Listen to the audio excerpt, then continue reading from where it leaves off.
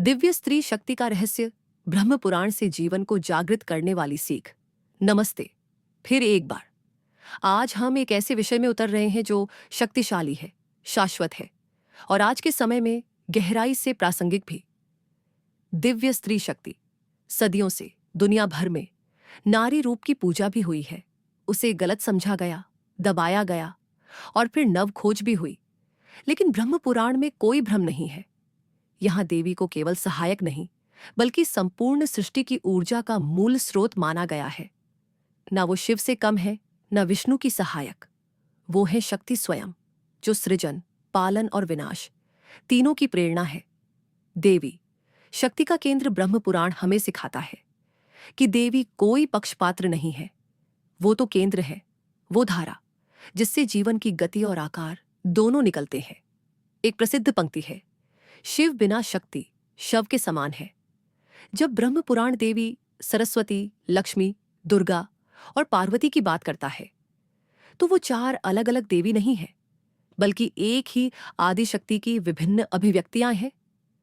सरस्वती ज्ञान और वाणी की देवी, लक्ष्मी समृद्धि और सौंदर्य की ऊर्जा दुर्गा, धर्म की रक्षक वीरता की मूर्ति पार्वती, प्रेम और मातृत्व का आधार स्त्रीत्व।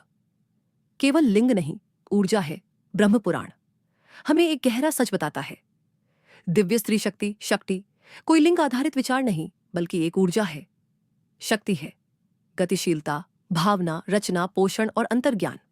शिव है स्थिरता, विवेक, स्पष्टता और चेतना। और ये दोनों ऊर्जा हम सभी के भीतर है। लेकिन आज का जीवन, आज की दुनिया में हमने अतिमर्दाना दृष्टिकोण अपना लिया है। जीतना है, दौड़ना है, भावनाएं दबानी है, कोमलता को कमजोरी समझना है और उसका परिणाम तनाव, थकावट, संवेदनहीनता और कभी कभी हिंसा तक। ब्रह्म पुराण हमें याद दिलाता है, जहां शक्ति का सम्मान नहीं होता, वहां जीवन की आत्मा खो जाती है।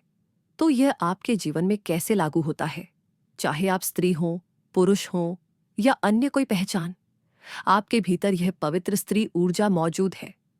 प्रैक्टिकली यह इस रूप में प्रकट होती है: भावनात्मक समझ, स्नेहपूर्ण संबंध, रचनात्मक समाधान, दूसरों की बात सुनने की शक्ति, करुणा के साथ निर्णय लेना। सशक्तिकरण का सही अर्थ, स्त्री सशक्तिकरण सिर्फ महिलाओं को अवसर देना नहीं है, बल्कि वह कोमल, भावनात्मक, रचनात्मक ऊर्जा को मान देना है जो हर किसी के भीतर है। ब्रह्म पुराण एक सशक्त संदेश देता है। जब देवी की पूजा केवल मंदिरों में नहीं, बल्कि घरों, हृदयों और सामाजिक व्यवस्थाओं में होती है, तो संतुलन लौटता है।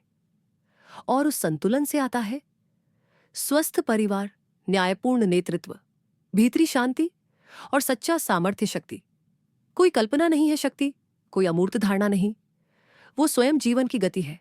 जब आप ध्यान से सुनते हैं, प्रेम से पोषण करते हैं, सच को कोमलता से कहते हैं, तो आप सिर्फ अच्छे नहीं बनते, आप देवी बन जाते हैं।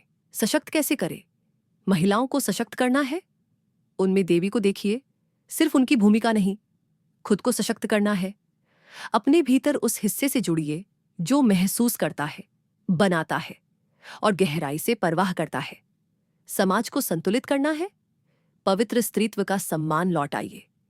यही शिक्षा ब्रह्म पुराण सदियों से दे रहा है, शब्दों में नहीं, संकेतों में। देवी से जुड़ने के लिए मंदिर की आवश्यकता नहीं। आप अभी यहीं देवी को आमंत्रित कर सकते हैं। कुछ पल मौन बैठिए, किसी को प्रेम से देखिए, निर्बल के लिए खड़े हो जाइए, कुछ सुंदर बनाइए, अपने भावों को आदर दीजिए। यही है देवी की उपासना। अगले एपिसोड में हम जानेंगे ब्रह्मांड के दिव्य वास्तुकारों के बारे में, जो इस सृष्टि के नियमों और संतुलन को बनाए रखते हैं। लेकिन उससे पहले ये पंक्ति अपने मन में उतार लीजिए। जब आप दूसरों में शक्ति को सम्मान देते हैं, आप अपने भीतर की शक्ति को जागृत करते हैं। अगर यह संदेश आपको छू गया हो, तो इसे किसी ऐसे इंसान से साझा करें जिसे अपने भीतर की देवी से फिर जुड़ने की जरूरत है। सब्सक्राइब करना न भूलें। ऐसे ही गहरे और प्रेरणादायक संदेशों के लिए संतुलित रहे, जड़ में टिके रहें और अपने भीतर की शक्ति को जागृत करें। मिलते हैं अगले एपिसोड में।